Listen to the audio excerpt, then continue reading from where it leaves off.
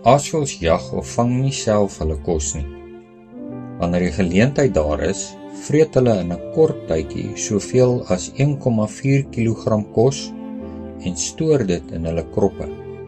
Waarom heroorweeg jy dit nie om op hierdie Sabbat die geleentheid te gebruik om jou geestelike krop uit Jesus se verdienste te kom vul nie? Hy wag dalk net vir jou volle oorgawe. Net hy kan voorkom dat jy letterlik aasvoëlkos sal word.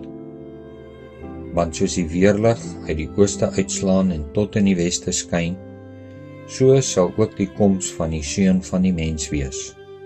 Want oral waar die dooie liggaam lê, daar sal die aasvoëls saamkom. Matteus 24 vers 27 en 28. Geniet 'n geseënde Sabbat.